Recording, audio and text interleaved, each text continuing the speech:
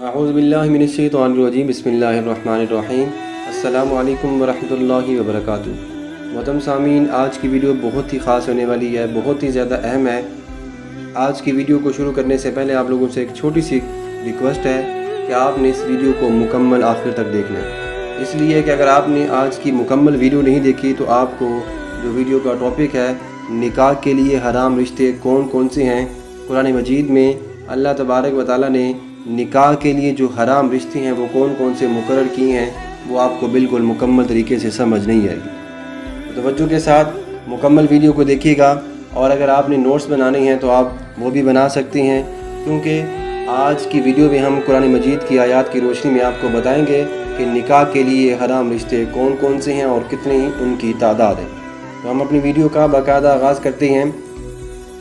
قرآن پاک کی 9 آیات کی روشنی میں 18 وہ مرکزی عورتیں ہیں کہ جن سے نکاح کرنا حرام ہے۔ نکاح کے لیے حرام رشتوں کی تعداد 18 ہیں۔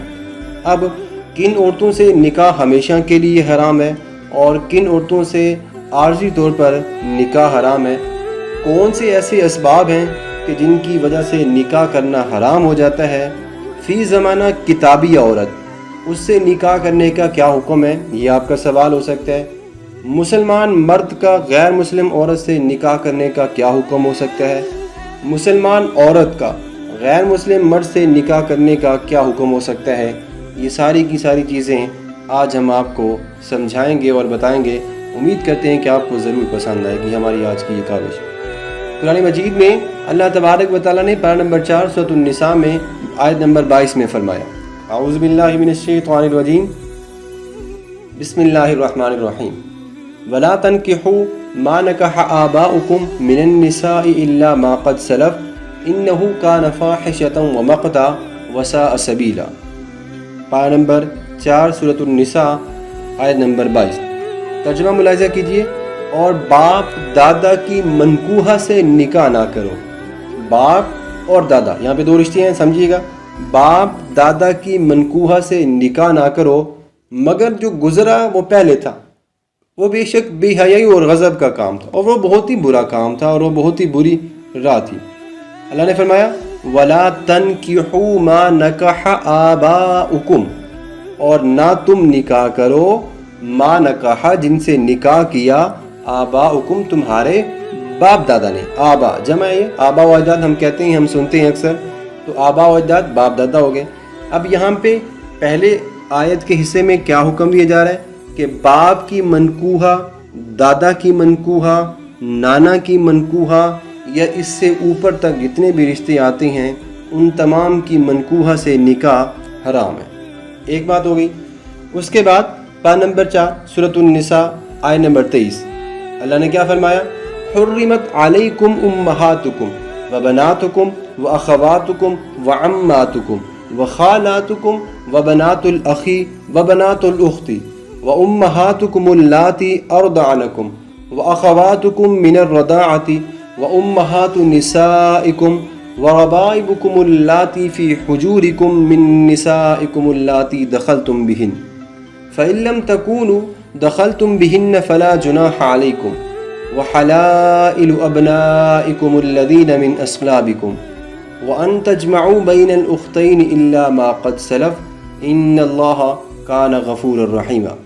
اب اس کا ترجمہ ملاحظہ کیجئے، بے شک اللہ تبارک و تعالیٰ نے حرام کر دی ہیں تم پر، نمبر 1 تمہاری مائیں، نمبر 2 تمہاری بیٹیاں، نمبر 3 تمہاری بہنیں، نمبر 4 تمہاری پھوپھیاں، نمبر 5 تمہاری خالائیں، نمبر 6 تمہاری بھتیجیاں، نمبر 7 تمہاری بھانجیاں، نمبر 8 تمہاری وہ مائیں جنہوں نے تمہیں دودھ پلایا، نمبر 9 اور دودھ شریک بہنیں، دودھ کی بہنیں، اور نمبر 9 اور عورتوں کی مائیں مطلب اب بیگم کی جو ماں ہوگی مطلب ساس، عورتوں کی مائیں مطلب جو ساس وہ، اور ان کی بیٹیاں جو تمہاری گود میں ہیں۔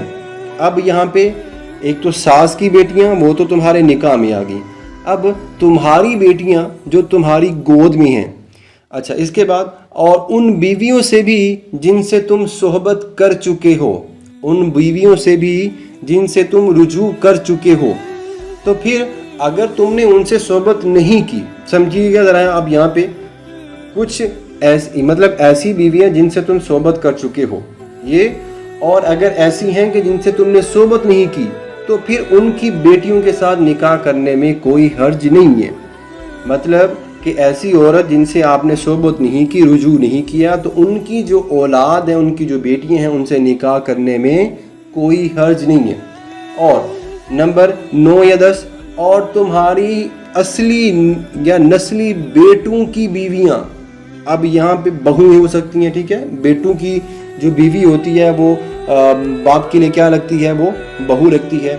और उसके बाद है 2 बहनें इकट्ठी करना, मतलब आप एक ही वक्त में 2 सगी बहनों के साथ निकाह नहीं कर सकते, एक ही वक्त में 2 सगी बहनों के साथ निकाह नहीं कर सकते, मगर जो गुज़र गया इससे पहले, बेशक अल्लाह तबारक व तआला उसे बख्शने वाला है और मेहरबान है। अब यहाँ पे जो रिश्ते हमें समझाए जा रहे हैं उसको ज़रा तफसील के साथ समझिएगा, इंशाल्लाह हम आपको अगली वीडियो में बताएंगे। इसलिए कि अगर ये वीडियो ज़्यादा बड़ी हो जाएगी, लंबी हो जाएगी, तो आप बोर हो जाएंगे और मुकम्मल वॉच नहीं करेंगे, आपको उसकी समझ नहीं आएगी। तो यूँ समझ लें ये उसका पहला पार्ट था। तो हमारे साथ रहिएगा, जल्दी मिलते हैं आपको नेक्स्ट वीडियो के साथ। अल्लाह हाफिज़।